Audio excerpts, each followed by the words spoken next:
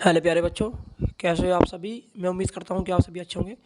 आज हम बात कर रहे हैं रसायन विज्ञान का संक्षिप्त इतिहास की, जो कि यूनिट फर्स्ट है और वीडियो फर्स्ट। ये 11वीं क्लास की यूनिट फर्स्ट और वीडियो फर्स्ट है, यानी चैप्टर फर्स्ट का पहला वीडियो है, जिसका नाम है रसायन विज्ञान का संक्षिप्त इतिहास। यानी रसायन विज्ञान में कौन से वैज्ञानिक है, कितने वैज्ञानिकों का सहयोग रहा है, कौन कौन से वैज्ञानिकों ने कब कब किस किस तत्व की खोज की है, इन सभी का अध्ययन करते हैं और जानते हैं कि रसायन विज्ञान का इतिहास के बारे में।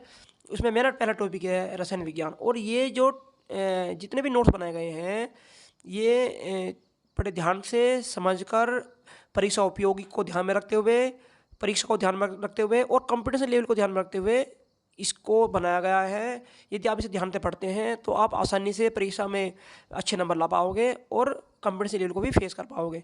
तो मैं अपने टॉपिक को शुरू करने जा रहा हूँ। मेरा टॉपिक है रसायन विज्ञान। रसायन विज्ञान किसे कहते हैं? पहला टॉपिक है रसायन विज्ञान किसे कहते हैं। रसायन विज्ञान की खोज कैसे हुई, रसायन विज्ञान की उत्पत्ति कैसे हुई, कब हुई, कौन से वैज्ञानिक ने क्या किस चीज़ का निर्माण किया, खोज की, कब की, किसके सहयोग से की, तो जानते हैं पूरा इतिहास के बारे में। तो मेरा टॉपिक है पहला रसायन विज्ञान। रसायन विज्ञान विज्ञान की वह शाखा है जिसके अंतर्गत किसी पदार्थ के गुण, संगठन, संरचना और उसमें होने वाले रासायनिक परिवर्तनों का अध्ययन करते हैं, उसे हम बोलते हैं रसायन विज्ञान। अगर क्वेश्चन आता है कि रसायन विज्ञान किसे कहते हैं, तो आपको ये बताना है कि रसायन विज्ञान ये होता है। अब है आपका केमिस्ट्री की उत्पत्ति। केमिस्ट्री की उत्पत्ति कैसे हुई, कौन से देश के द्वारा हुई, कौन से वर्ड सबसे केमिस्ट्री शब्द आया है। और देखते हैं केमिस्ट्री की उत्पत्ति मिस्र देश के प्राचीन नाम कीमिया से हुई है।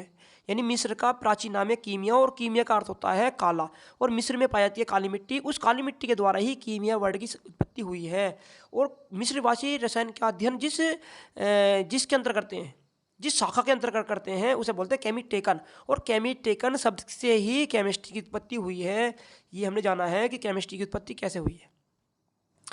यानी मिस्रवासी जिस का अध्ययन करते हैं, केमिस्ट्री रसायन का अध्ययन जिस विज्ञान के अंदर करते हैं, उसे बोलते हैं केमिटेकन। और केमिटेकन शब्द से ही केमिस्ट्री की उत्पत्ति हुई है। और देखते हैं अब आगे जर्मन के वैज्ञानिकों का भी रसायन शास्त्र में एक बड़ा महत्वपूर्ण योगदान रहा है। उन्होंने भी रसायन विज्ञान के शास्त्र में अपने योगदान दिए हैं। और उसके बाद है यूरोपियन देश। यूरोपियन देश में आते हैं दो वैज्ञानिक। उसमें पहला है यूरोपियन वैज्ञानिक वर्जिलियस। वर्जिलियस का नाम बड़ा इंपॉर्टेंट खास होता है, खास नाम है जो आपने इनके बारे में पढ़ रखा होगा कि वर्जिलियस का भौतिक रसायन और कार्बन रसायन में एक महत्वपूर्ण योगदान रहा है। और इन्होंने काफ़ी सारे खोजें की हैं, परीक्षण किए हैं और भौतिक रसायन और कार्बन रसायन के बारे में पूरा गहराई से हमें बताया है। और इसी कारण से उनके दिए गए बलिदान, ये योगदान के कारण ही उन्हें हम बोलते हैं केमिस्ट्री का पितामह, यानी the grand father of the chemistry. उन्हें बोलते हैं grand father of the chemistry, यानी इन्हें केमिस्ट्री का, रसायन शास्त्र का पितामह कहा जाता है। किसको? वर्जिलियस को। इसके बाद है लेवोसियर। लेवोसियर को आधुनिक रसायन का, यानी जो अब केमिस्ट्री चल रही है उसका आधुनिक, लेवोसियर को आधुनिक रसायन का जनक कहा जाता है, यानी father of the modern chemistry.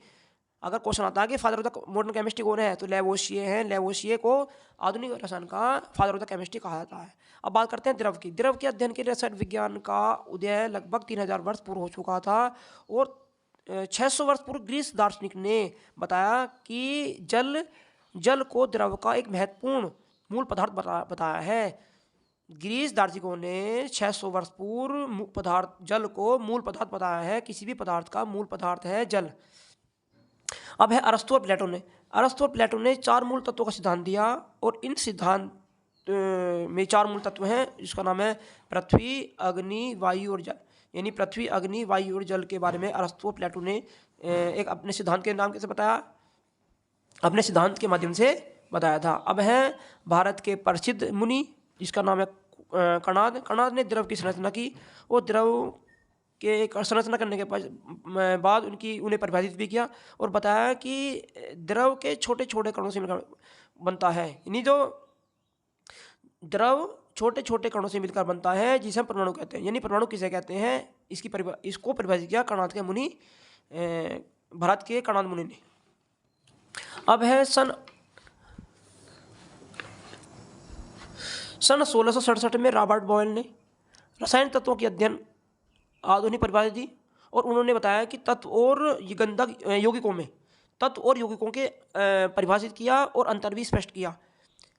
17वीं शताब्दी के अंत में रसायन की उत्पत्ति हुई और इस काल को गैसों का युग भी कहा जाता है। गैसों का युग इसलिए कहा जाता है क्योंकि इस काल के अंतर्गत बहुत सारी गैसों का निर्माण हुआ।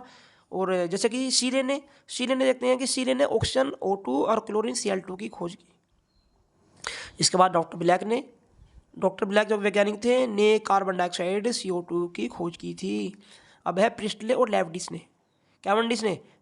कैवेंडिश ने बताया कि जल जो जिसका सूत्र होता है H2O, 2 भाग होते हैं हाइड्रोजन के और 1 भाग होता है ऑक्सीजन का। इसके बारे में बताया था प्रिस्टले और कैवेंडिश ने। अब है डाल्टन ने 19वीं शताब्दी में द्रव की संरचना पर परमाणु सिद्धांत प्रतिपादित किया और इस सिद्धांत की सहायता से रासायनिक संयोग के नियम प्रतिपादित किए। अब इसे हम अगली वीडियो में पढ़ेंगे। रासायनिक संयोग के नियम कौन कौन से होते हैं और उन्होंने किस प्रकार इन नियमों को बनाया, उनके एग्जाम्पल को किस प्रकार प्रतिपादित किया। और देखते हैं डाल्टन के अगली वीडियो के बारे में, मतलब अगली वीडियो के बारे में बात करेंगे। अब है अवागाद्रो ने परमाणु और अणु के अंतर को परिभाषित भी किया और अंतर को भी स्पष्ट किया।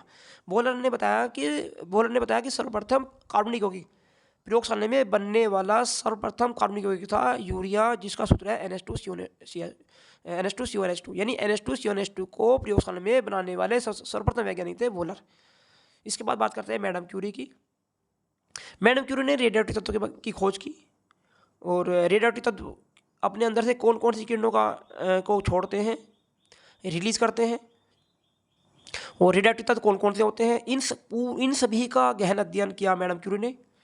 इसके बाद सोडी ने समस्थानिक किसे कहते हैं, समस्थानिक कौन कौन से होते हैं, समस्थानिकों को बहुत सारे एग्जाम्पल भी दिए। तो ये था पूरे वैज्ञानिकों का रासायनिक विज्ञान में योगदान। तो ये जो वीडियो बनाई गई है इसमें बड़ी उपयोगी है और कंपटीशन लेवल को ध्यान में रखते हुए बनाई गई है। अगर यदि सभी बच्चे इसे ध्यान से पढ़ते हैं तो बहुत ही इंपॉर्टेंट क्वेश्चन आप कर पाएंगे। तो यदि ये वीडियो आपको समझ में आती है तो आप इसे लाइक करें, सब्सक्राइब करें, कमेंट करें, शेयर करें। Thank you.